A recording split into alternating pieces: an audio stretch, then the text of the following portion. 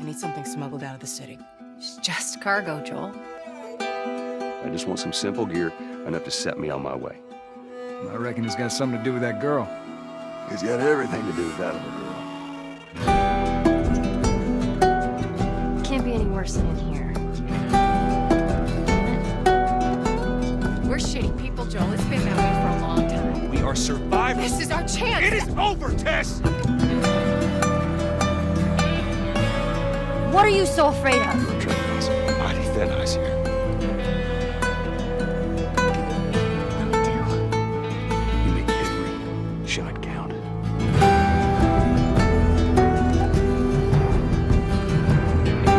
see, I believe everything happens for a reason. We don't have to do this. You know that, right? After all we've been through, everything that I've done. Today on Between the Lines, a first ever for our series when we explore the philosophy of an award-winning video game with Neil Druckmann. Welcome, I'm Barry Kibrick. Neil is the creative director of the acclaimed video game The Last of Us. Along with director Bruce Straley, they created a game that set a new standard for the genre. From its cinematic beauty to its moral philosophical content, it rivals many works of literature and film.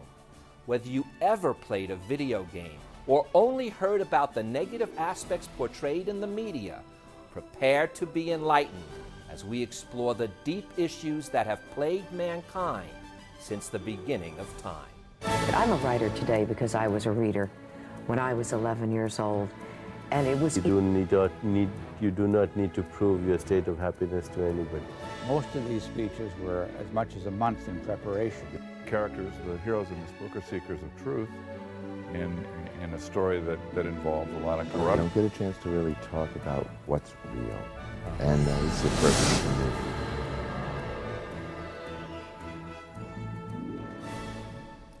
Neil, welcome to the show. This is a first for Between the Lines. We have never done a video game before, but my son said to me, "Dad, this is one you must do." It was that simple. He said it follows your philosophical take.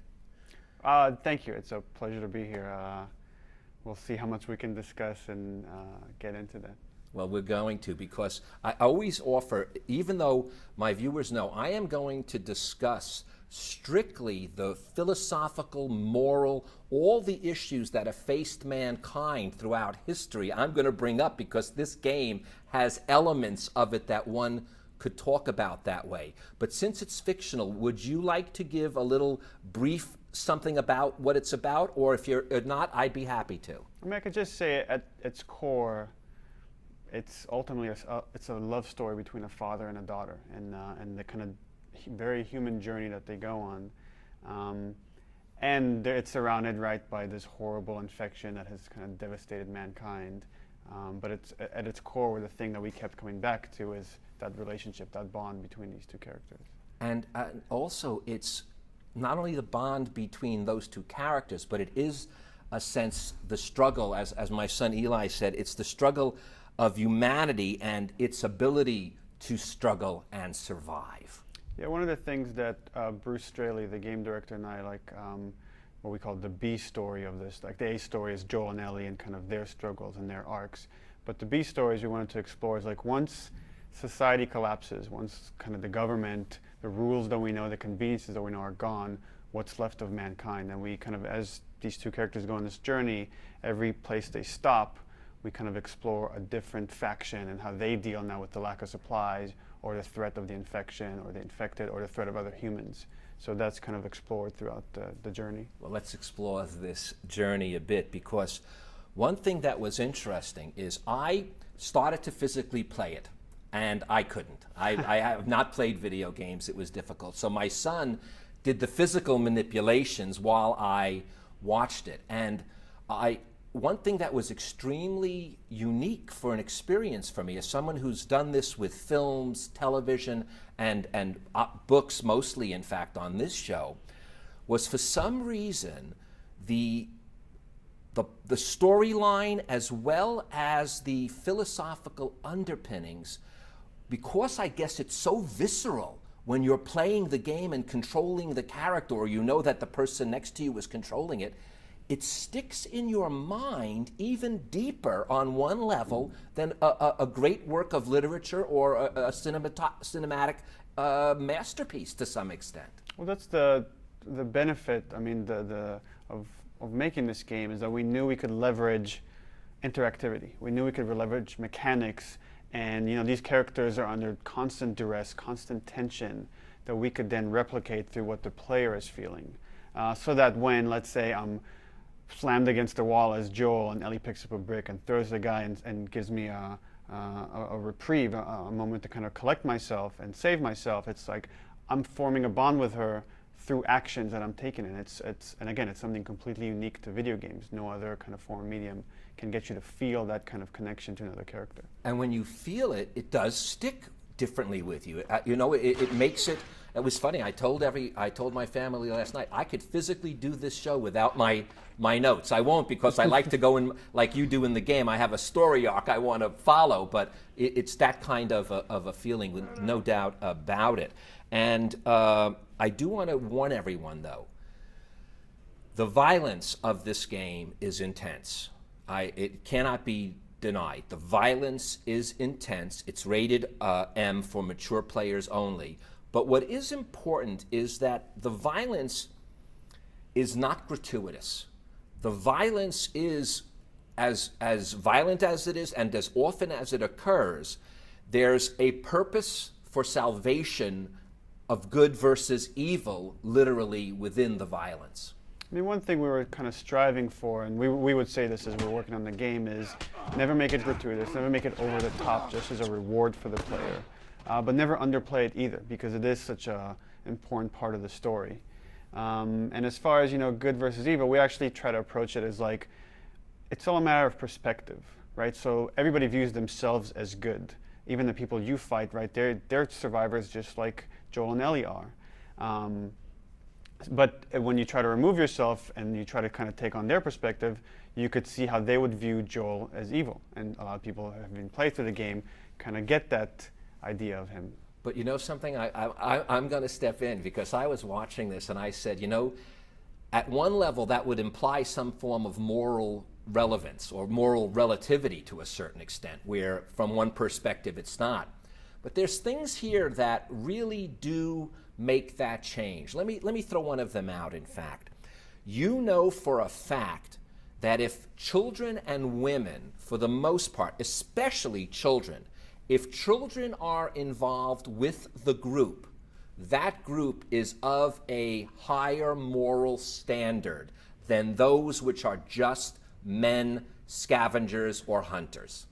It is, no matter how you look at it. I see what you're saying, but, for example, the worst group that you run into is a group of cannibals. That's right. Led by a very morally dubious man.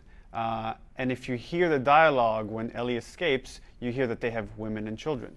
But that's a lie. Now, this is kind of funny. I know whom I'm talking to. I'm talking about the man who created it. They don't. He says that, but you never see women and children with them. That was, okay, that's interesting, because that's not the intention. The intention is that you don't see them, so you can't directly interact with them, but you do kind of hear them. And there is dialogue if you hear a woman that he's talking to and he's saying, gather the children, hide them, there's an infected amongst us. So again, we're trying to say, even this really quote-unquote bad group have people that they care for one another. It's not just they're trying to do bad. Okay, but then I made him go through everything, and you never really do see those kids. And just for the record, you don't. Yeah. So I wanted to make that sure. There's also an interesting contrast between the ugliness of the situation and the beauty of what you're seeing. The beauty is breathtaking. I don't know how else to describe it. It is so rich in textures, so rich in all sorts of imagery that contrasts so strictly with the brutality of what these people must go through to survive. It's a very interesting dynamic to see pitted up against each other. Yeah, I don't know why that contrast worked. I just know that it does evoke these very interesting feelings. And early on in the project, one of the things that drew us to this genre and this world is a lot of times you see post-apocalyptic stories are very bleak, not only in the narrative, but also the aesthetic. And we felt like, oh, there would actually be this very beautiful aesthetic that as we people die off, nature would reclaim our domain, and you would look down the street and see kind of the sunlight reflecting off the water that has collected there, and you could swim into a lobby of a hotel, and it became this very inviting feeling, while at the same time knowing it's empty because everyone is dead.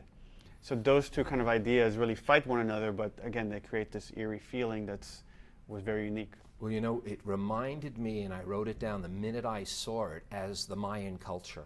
Because when you look at Mayan culture and you look at the ruins, from what I remember reading historically, the nature overtook the culture almost immediately. It literally was engulfed in a jungle, which you see happening here. You see the vegetation engulfing it, and like you said, there's a certain beauty of nature, but it does not trump the beauty of what man put down there. Man. What? Nothing, it's just... I've never seen anything like this, that's all. You mean the woods? Yeah.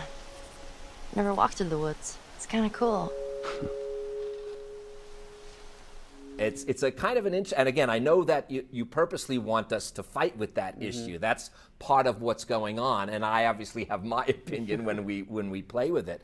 But it is this destruction of mankind that no matter what is not that beautiful. No matter how much the trees are growing over it, no matter how much, it's a horrible thing, and it's important for people to realize that distinction. We are here to somewhat, without getting even religious, we're placed here to do what we do, and what we do is build and design and make and create, and nature grows. Well, it's interesting also those two ideas kind of are reflected back at the two main characters. So you have Joel, someone who's lived in our world, that when he does go down the street, all he sees is death.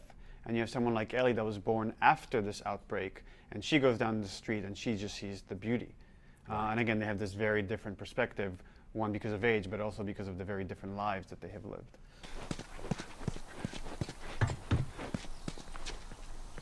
Mandatory evacuation. Evacuate to where? What do you think? Quarantine zone. See, some places got a heads up before the infection showed up. Most didn't. Man, must be hard. Just leaving all your stuff behind like that. That ain't the hard part.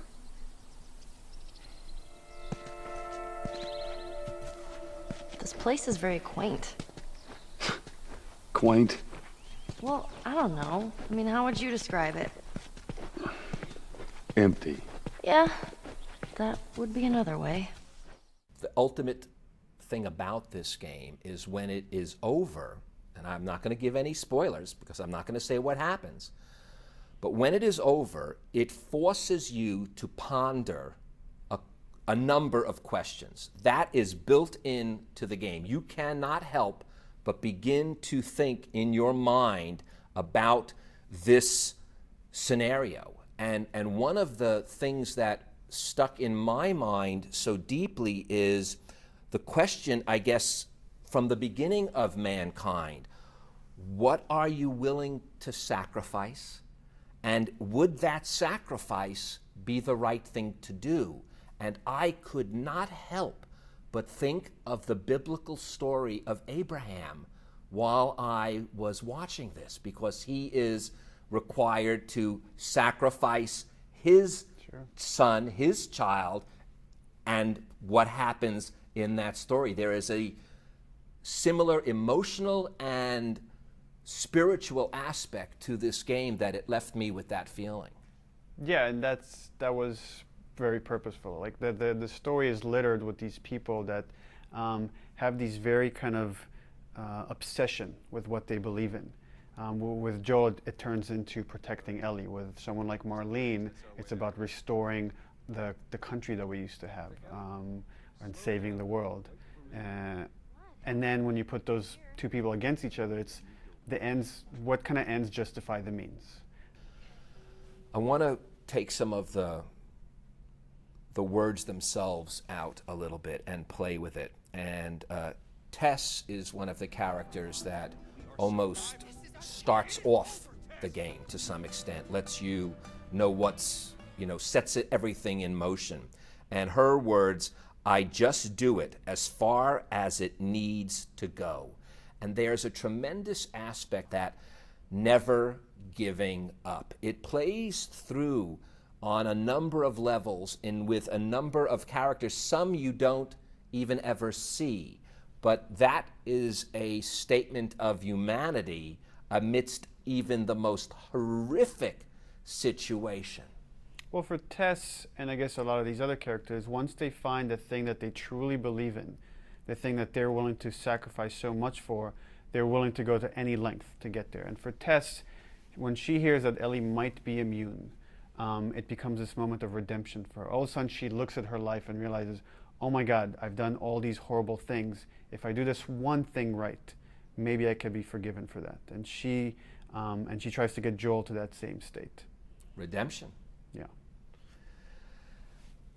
Another thing about survival that you bring in here, and it comes again out of the mouths of Babe from Ellie, and that is humor. In order to survive something completely horrific, there has to be, even amidst that, humor. Yeah, when we were working on the game, it was always pretty bleak and pretty dark, and Bruce would remind me of that constantly, and he would say, it's too much. It's like 15 hours of that is too much.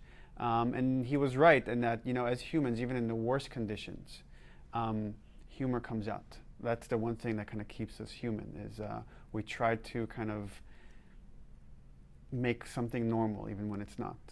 But you took it even a step further, because and since you said that it's okay to spoil things, when you open up Ellie's backpack, the young girl, there's the classic little knife that's in there and a few other things that one would have for survival. But what it's filled with mostly are these joke books, filled with puns, some she doesn't even understand. And as I said, I always kind of, whenever I go through something, in any film or any book, if there's a list of things, like in this case a list of jokes, so to speak, I always think the first one's sort of the one that is going to hit home with me the most. And in this case it does. It's a little pun.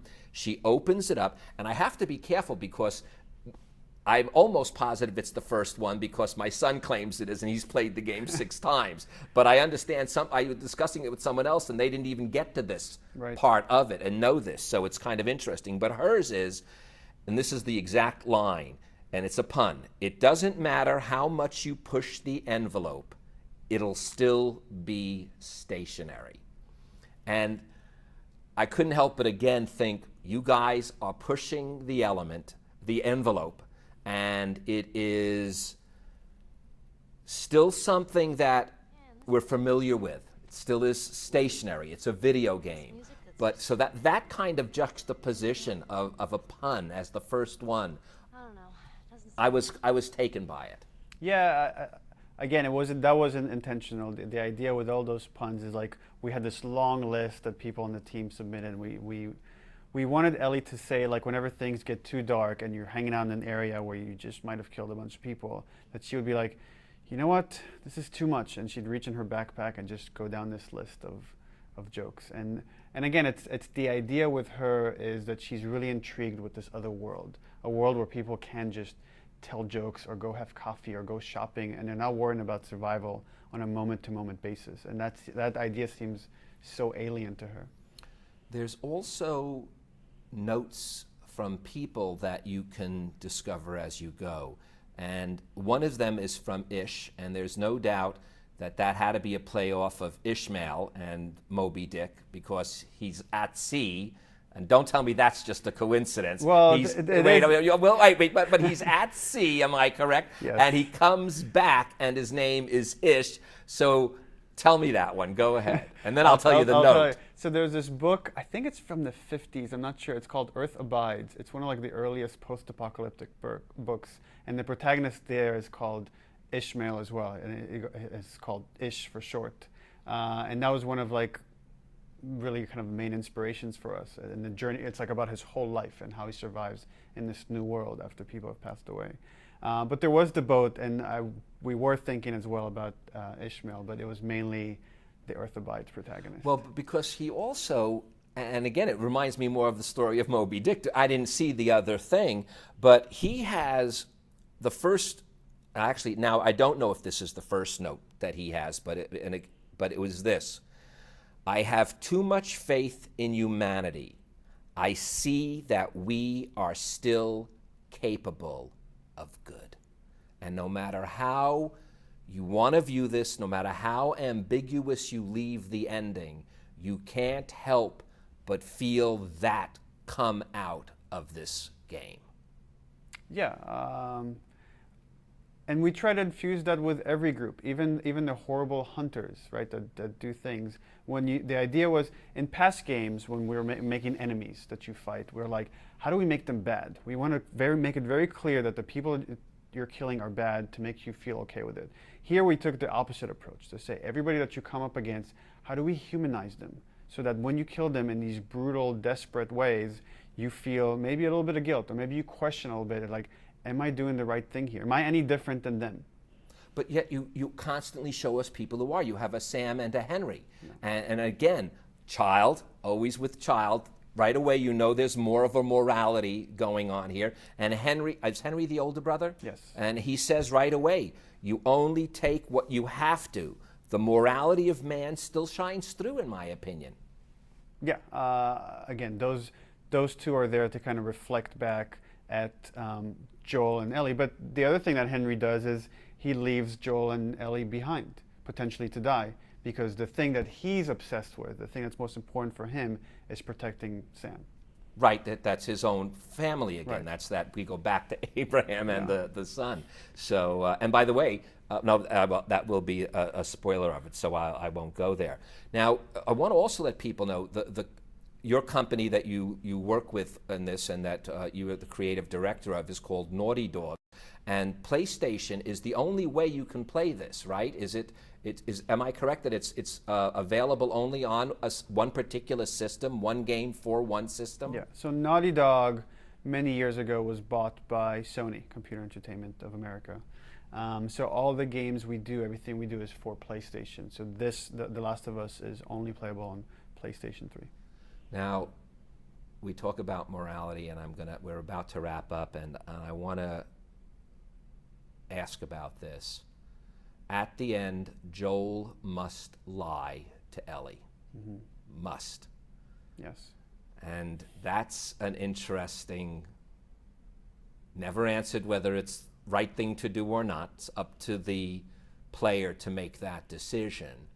But it's definitely one of the key ambiguities that is placed very close to the end of the story. With Joel, it was, again, thinking about he has these ever-increasing sacrifices he's willing to do to protect Ellie. And at first, he's willing to put his life on the line because he doesn't value his life very much. Then you see he's willing to put his friends and family lives on the line to protect her. Then by the end, he's willing to essentially sell his soul by damning the rest of mankind to save her. But the thing he cares for the most is his relationship with her. And then he's willing to put that on the line, right? By lying to her, he's wanting to protect her, but essentially endangering that trust that they've built up over the course of the game. So yeah, and he says it's his exact words. I'll read them as they are. No matter how hard you try, you can't escape the past. He wants that redemption, but that redemption might never come for him. Neil, we're about to come to the end, and I want to use the words of Joel once again. He is walking through, and there's either an advertisement or maybe it's something that's on a desk, and what he comes across is a video game. and he says this: "I was never a big fan of these things." And I thought that was a beautiful tongue-in-cheek way of ending it. And I want to thank you, Neil, for enlightening us that these games, when done right, can have a much different effect than a lot of the media makes it seem they do. Yeah, our medium is still so young, and we're figuring out the language and how we can tell stories using interactivity, and we feel like there's so much more we can still do. I think there is, and I am so grateful, Neil, that you shared that with us today. And thank you guys for joining us. Now, before Neil leaves, I'd like to leave you with these few more words from The Last of Us.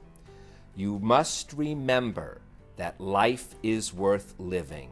Find your purpose and fight for it. I'm Barry Kibrick.